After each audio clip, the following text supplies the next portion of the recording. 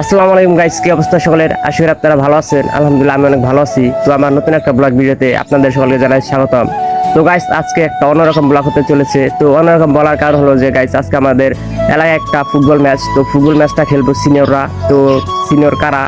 তো তারা হলো যে গাইস যাদের বয়স 30 থেকে 40-এর ভেতরে। তো বুঝতেই পারতেছেন কত senior.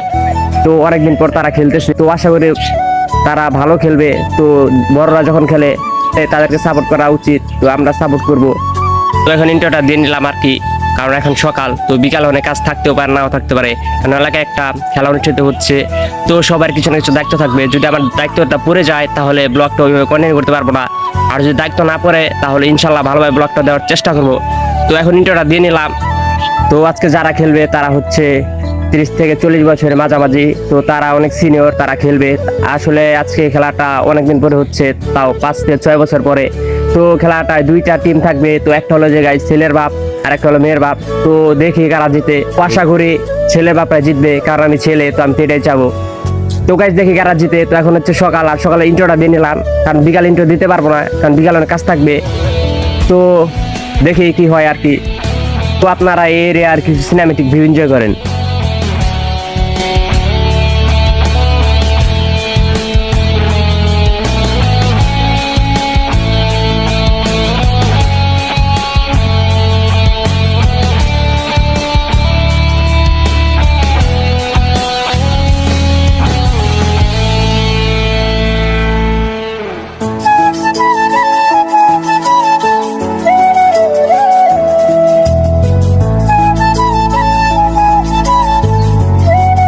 A few moments later. তো আপনারা সিনেমাটিক ভিউ এনজয় করছেন। তো এখন আর কথা বলবো না। তো আপনাদের সাথে আবার দেখা হবে বিকালে। এখন এখান থেকে রওনা দিয়ে দিচ্ছি।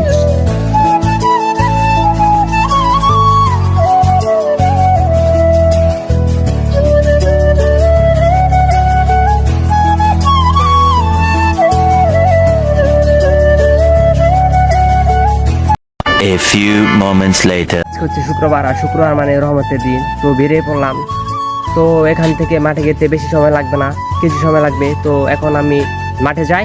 মাঠে যাওয়ার পর দেন আপনাদের সাথে দেখা হচ্ছে। Many hours later. অবশেষে আমরা চলে আসলাম মাঠে। আমরা মনে করেছিলাম হয়তো খেলা শুরু হয়ে গেছে, কিন্তু এসে দেখি তেমন কেউ আসেনি, শুধু 2-1 প্লেয়ারকে দেখা যাচ্ছে। খেলা শুরু হতে আরো অনেক সময় বাকি আছে, যার জন্য আমরা একটু আশপাশটা ঘুরে দেখলাম।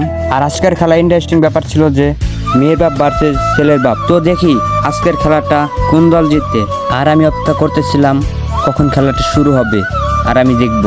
আর আমি আরেকটা জিনিস খেয়াল করলাম যে আজকে মাঠে অনেক লোক হয়েছিল, আর হবে না কেন। আজকের দিনটা তো ছিল শুক্রবার, আর শুক্রবার তেমন কারো কাজ থাকে না, যার জন্য সবাই চলে এসেছে মাঠে খেলাটা এনজয় করতে। আর খুব অল্প সময়ের মধ্যেই খেলোয়াড়রা সব মাঠে চলে আসলো, আর একটু সময় পরেই হয়তো খেলা শুরু হয়ে যাবে। তো প্লেয়াররা যার যার মতো রেডি হচ্ছে খেলার জন্য। আমি ততক্ষণ পর্যন্ত অপেক্ষা করি, আর অপেক্ষা করা ছাড়া কি বা করার আছে আমার। আজকের খেলাটা হয়তো অনেক মজাদার হবে।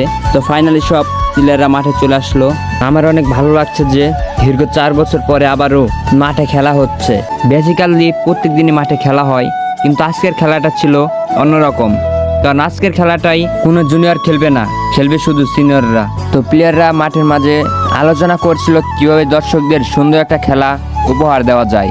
অনেকদিন পরে মাঠে একটা যে খেলা অনুষ্ঠিত হতে যাচ্ছে, এলাকাবাসী তার জন্য খুবই আনন্দিত। দীর্ঘ 4 বছর পরে এই খেলাটাই কোনো সিনিয়র ভার্সেস জুনিয়র খেলছে না, খেলছে শুধু ছেলের বাপ আর মেয়ের বাপ। তো খেলাটা শুরু হয়ে গেছে।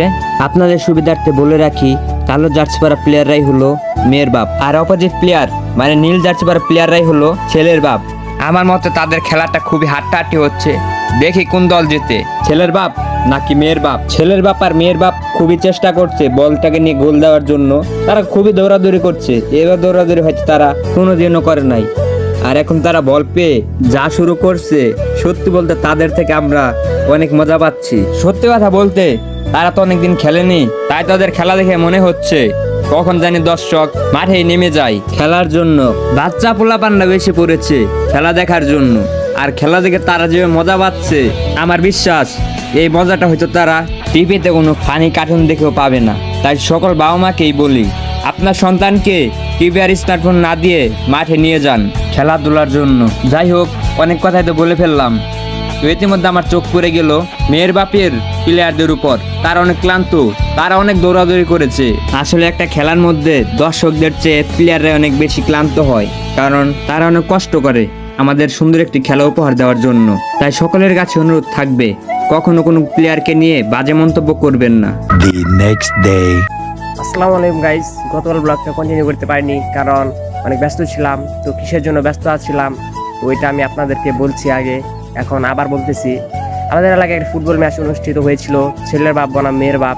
তো খেলেছিল সিনিয়ররা। তো তাদের ওই খেলার মধ্যে আমার কিছু না কিছু একটা দায়িত্ব পড়ে গিয়েছিল, সেই জন্য ব্লগটা আর কন্টিনিউ করতে পারিনি গতকাল। তো খেলায় উইন হয়েছে মেয়ের বাপ। তো যাই হোক, খেলায় হার জিত থাকবে, এটাই স্বাভাবিক। আমি চেয়েছিলাম ছেলে বাপ উইন হবে, কারণ আমি ছেলে। তো যাই হোক, মেয়ের বাপরা উইন হয়েছে। তো ইনশাল্লাহ সামনের বছর ছেলে বাপরা উইন হবে। তো গাইস, আমি আপনাদেরকে একটা অনুরোধ করতে চাই, তো যারা আমার ইউটিউব চ্যানেল নতুন আছেন তারা চ্যানেলটা সাবস্ক্রাইব করে দেবেন, আর ভিডিওটা ভালো লাগলে অবশ্যই লাইক, কমেন্ট অ্যান্ড শেয়ার করে দেবেন। আর আপনাদের মূল্যবান কমেন্টটা কমেন্ট বক্সে লিখে যাবেন। আপনারা কমেন্ট করলে আমি মোটিভেট হই আর নতুন নতুন ব্লগ ভিডিও বানানোর আগ্রহ বাড়ে। তো গাইস, সর্বশেষ একটা কথা বলতে চাই, আপনারা আমার জন্য দোয়া করবেন, আমি আপনাদের জন্য দোয়া করব। তো আমি আপনাদেরকে ভালো ভালো ব্লগ ভিডিও দেওয়ার চেষ্টা করব। ব্লগটা অনেক বড় করে ফেলেছি, তো ব্লগটা আর কন্টিনিউ করবো না। তো সকলে ভালো থাকবেন, সুস্থ থাকবেন। Tata, take care, have fun, খোদা হাফেজ।